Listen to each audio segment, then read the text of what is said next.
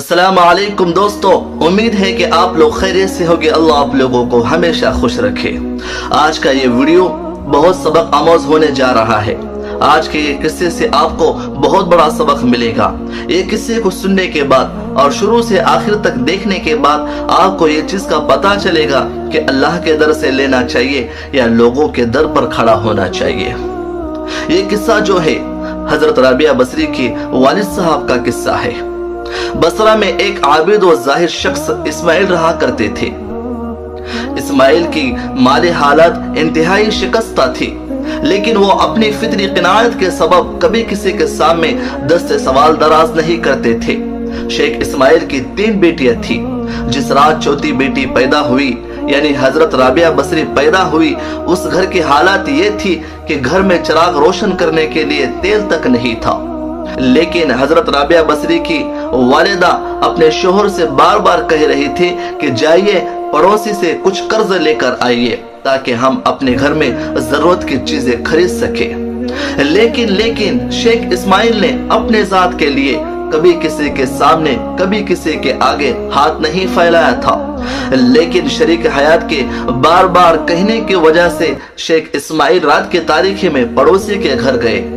पड़ोसी के दरवाजे को खटखटाया और काफी देर तक दरवाजे के बाहर खड़े रहे कि पड़ोसी अभी बाहर आएगा, लेकिन पड़ोसी कुछ बाहर नहीं आया। शायद पड़ोसी गहरे नींद में सोया हुआ था।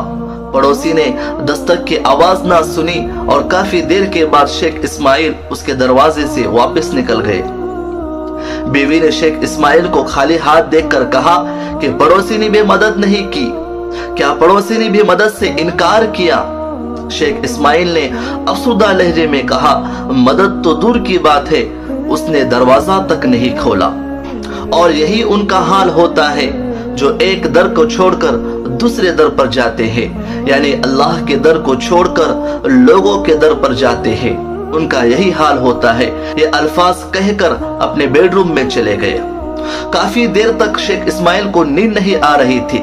करवटें बदल रहे थे और शेख इस्माइल ये सोच रहे थे कि मैं उस पड़ोसी के दरवाजे पर क्यों गया। यही कश्मकश में आधी रात गुजर गई। फिर अचानक नींद लग गई तो शेख इस्माइल को एक सुनहरा ख्वाब आया, जिस ख्वाब की उम्मीद सारी उम्मत लगाए बैठी है, जिस ख्वाब की ख्वाहिश सारी उम्मत की ख्वाहिश है। हजरत मोहम्मद मुस्तफ़ा सल्लल्लाहु अलैहि वसल्लम शेख इस्माइल की ख्वाब में आए और शेख इस्माइल से कहा, शेख इस्माइल अपने बेसर व सामानी का गम ना कर, तेरी ये बेटी वक्त की आरिफा होगी। इसके दुआओं के जरिए मेरे उम्मत के कई अफराद बख्शे जाएंगे।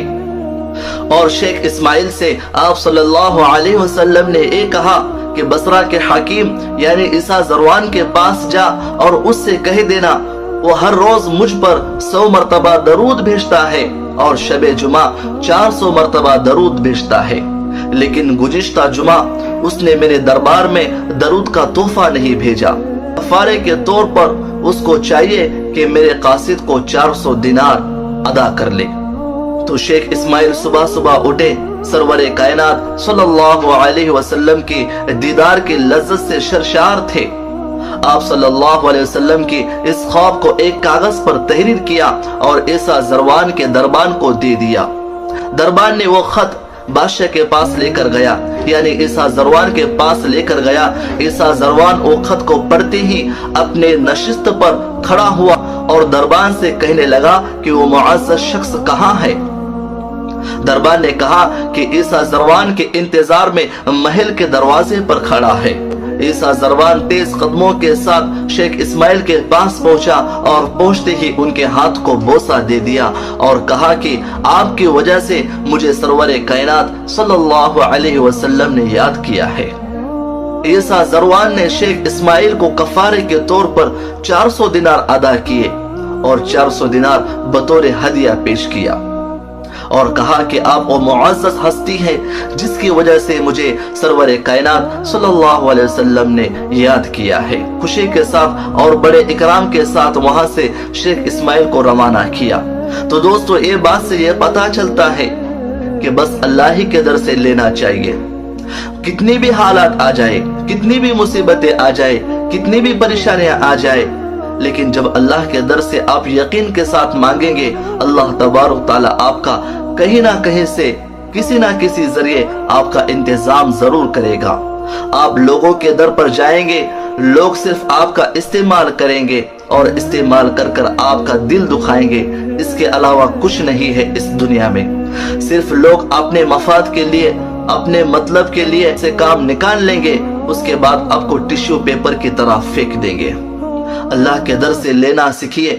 جب اللہ کے در سے لینا سیکھیں گے تو کسی کے در پر جانے کی ضرورت آپ کو نہیں پڑے گی۔